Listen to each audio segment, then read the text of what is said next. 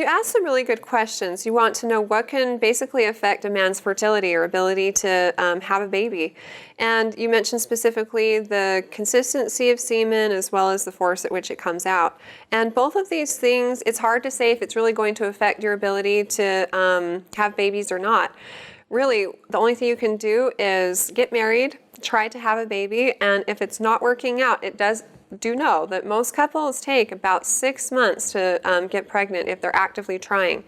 If you've tried for a year without success, then it's time to do testing. And at that time, the doctor would test the semen and also test different things with your wife and determine what the cause is. If it's a problem with semen, most likely the problems with semen can't be seen or noticed by the male who's having issues. It usually has to do with sperm count, and the semen may look totally normal, but there's just not a lot of sperm in there because semen is made up of a lot of different things in addition to sperm. The body releases a lot of different things with it to help increase the motility and different things of the sperm. So there may be a low sperm count, or they may not be good swimmers. Those are the two most common problems that males have.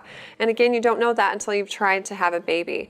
And so if you would like to go to a doctor now and have testing done, that's the only sure or definitive way to know if there's issues. But just by looking at semen, you can't necessarily tell if that's the problem.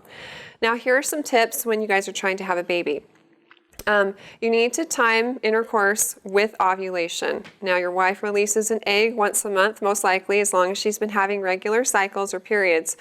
And ovulation usually happens about 14 days before she's going to start her next period. So say she had a 28-day cycle from start of one period to the start of the next, she would most likely be ovulating around day 14.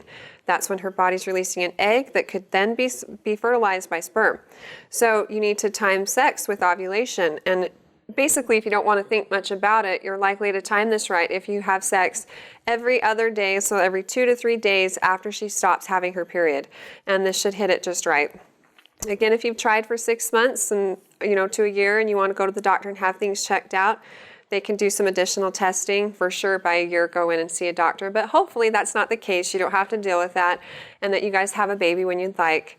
Good luck with everything. And if you have any other questions for me, feel free to ask them on our Facebook page at facebook.com/Intermountain Moms, and recommend us to your friends and family too.